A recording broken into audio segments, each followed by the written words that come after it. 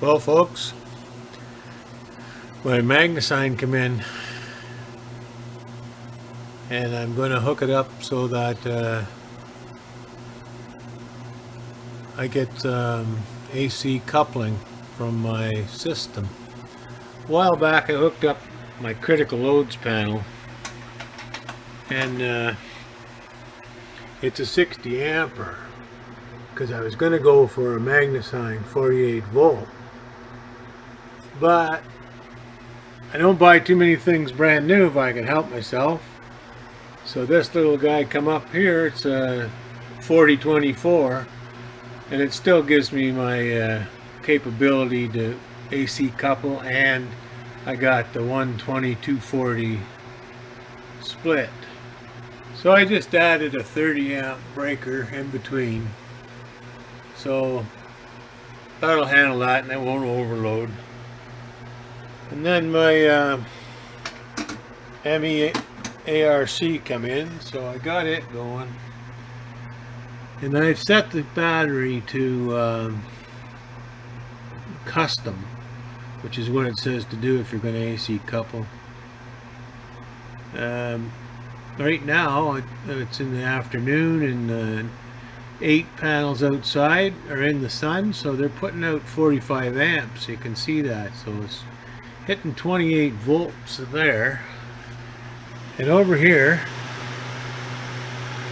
is my midnight, which I have shut off right now. It's in the off position because I'm charging with the POW mister there.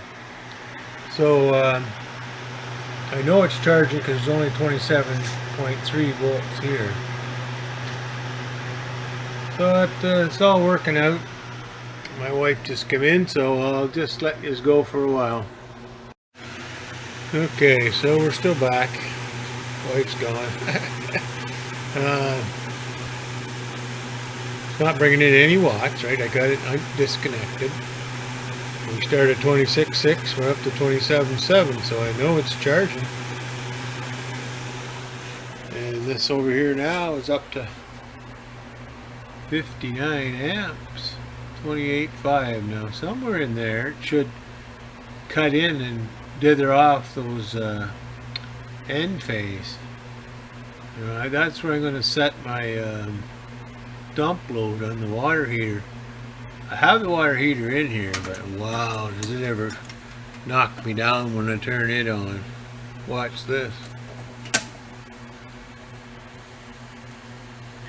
Oh, maybe I'm past my time. I got it on a timer, so it might not even work.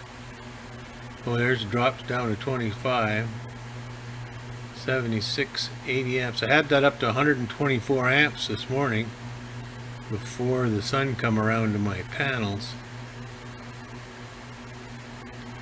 So actually doesn't do too bad there on the battery when I got the panels at the 8 panels at the back, and this one, which is connected to my nighttime solar over here. I'm just charging it up. That's why it's not on the other one. So she's hitting a couple of thousand watts there, and we're pumping it in to bring the battery up to speed there, because the end phase all-nighter takes quite a bit out of it. It takes almost 150 amp hours to run this one inverter for 24 hours a day. But it does keep my battery alive all night long a lot better, and I got that big battery bank to pull from instead of pulling off my little one at night. So it actually is working out. And I get my faves up here. See there, now it's putting out 123. So now it's dropping back because it's doing something. 74 DC amps, 25.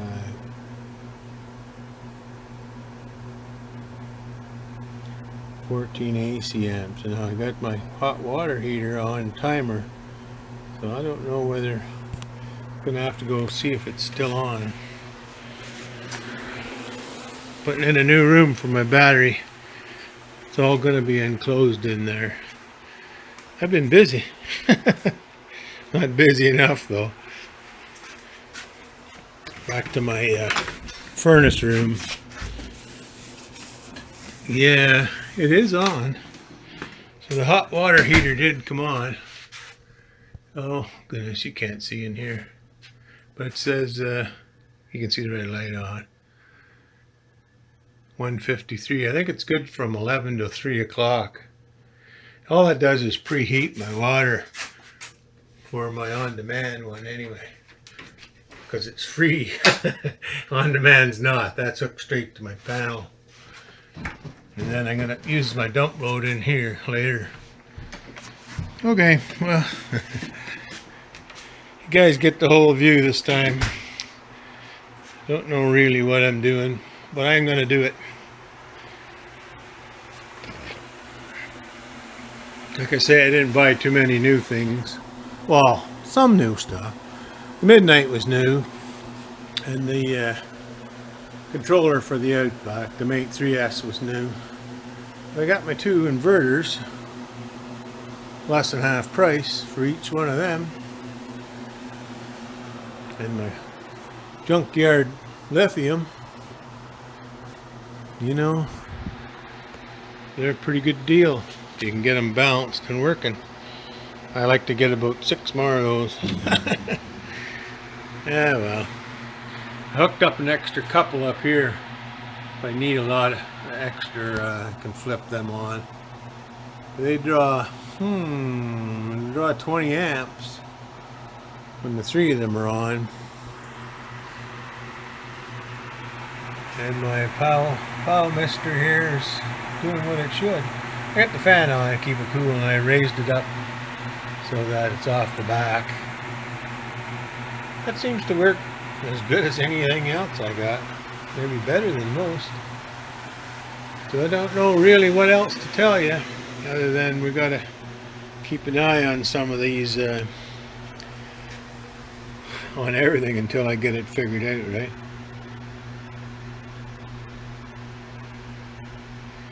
So it's only inverting 72 amps when I got my, I think they're 3,000 watt elements on in there, so that's awesome. So that means the other 50 amps is coming from the charge controller,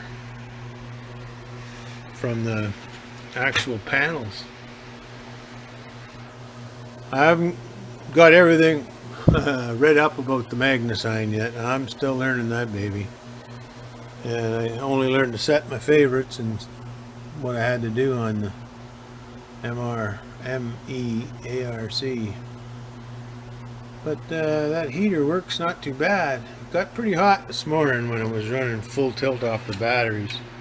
Well, not pretty hot, but I mean, you know, these now are just so you know, there's some heat there, right?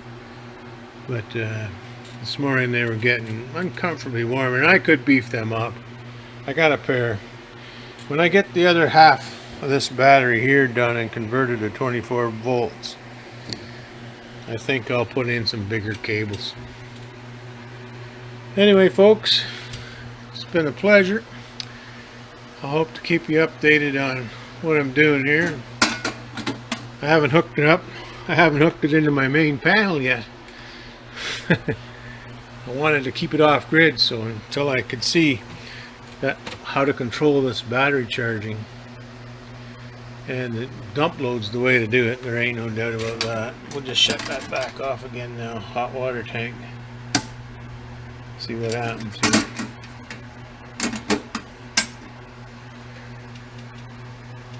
$66 amps. That's coming in now, and she's coming back up 27.7, 27.6.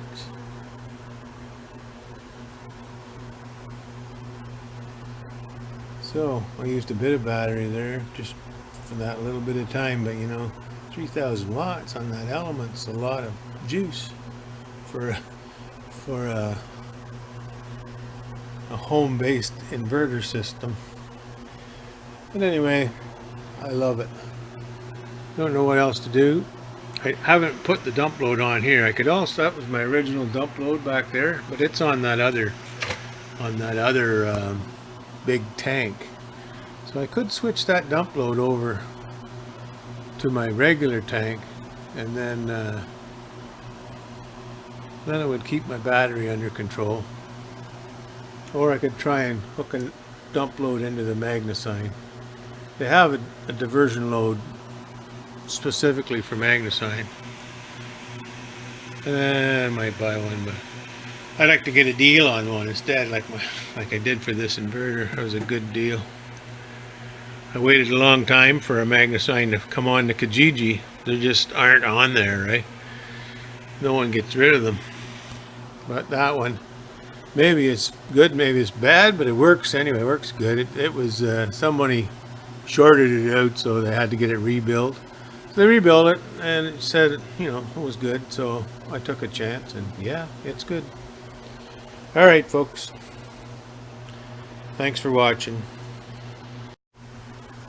Well, I was hoping I would catch this so you could see it dithering the AC off of here. I don't know whether I will catch it or not. See, it still says 60 hertz. Oh, I think I set it at 28.4, but it has to be that for a few minutes. You see, there's the voltage rising up. I know it's charging by that. And I was hoping to catch the inverter changing those hertz so that it shuts off the microphase. That's the end phase. I think it's 60.0 or 0.5. 0.4 or 0.5 that it shuts off the end phase. The end phase just goes out of spec because it, you know, the hertz has to be pretty close to dead on. Even the hydro company can't mess with that too much because it runs their clocks and everything, but they do change it, which is, you know, one of the reasons why I think it's a joke when they say they can't control all these folks that are going on net metering, because they can shut us off anytime they want. Just raise the hertz a couple of points and then just knock us all off. But there's a lot of different things that goes on in this world, I guess. 28.6, so man, I would have thought that would have been there.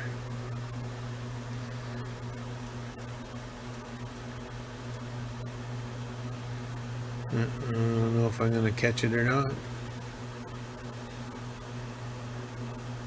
End phase are still blinking green, so they're still working.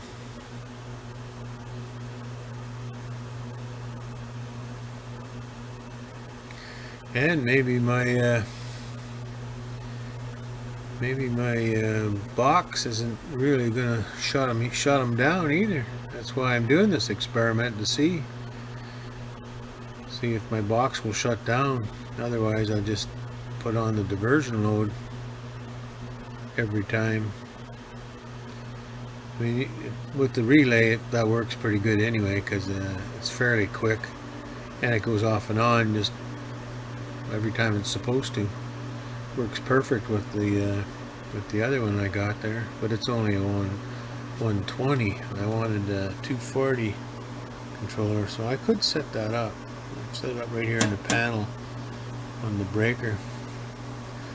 Just put the relay right at the breaker. Well, I guess we're not going to get a show.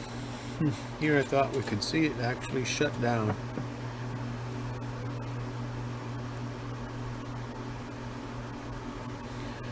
And it shut off. Huh.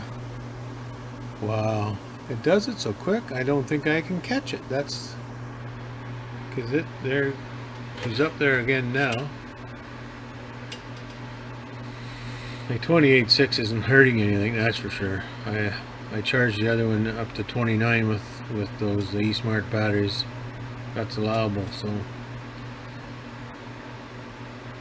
and that's all I'm using right now is just the E-Smarts. So why it doesn't drop down is beyond me. There's 33. I just lost 30 amps right there. There's a bit of a cloud going over, so I don't know if that's the case or not. Interesting. I would love to catch that thing dithering that. At least the way I think it should dither it anyway. I thought it would, the hertz would come up, put it offline, but it could be the voltage too, you know. The voltage is the only thing that climbs. I don't know what the voltage spec is on those end phase. I'm going to have to check that out.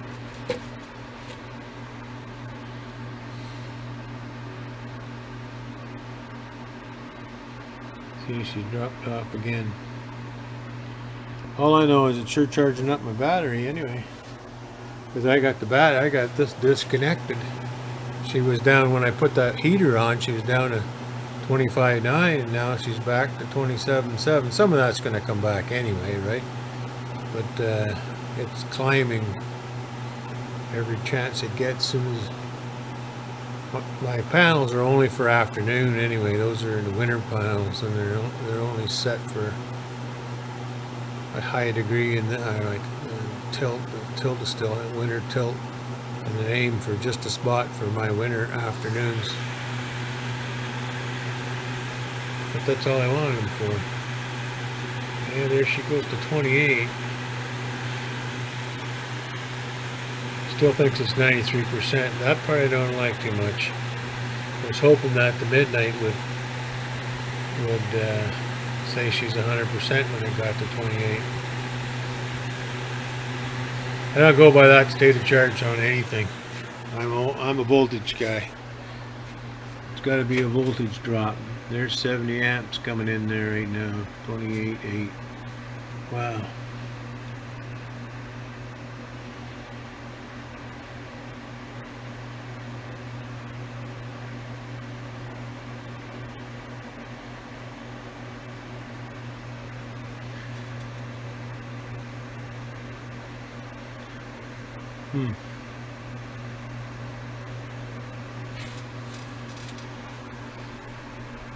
We're still blinking green here.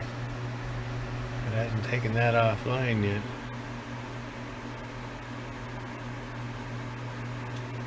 Of course, we're right on the hertz, so it won't.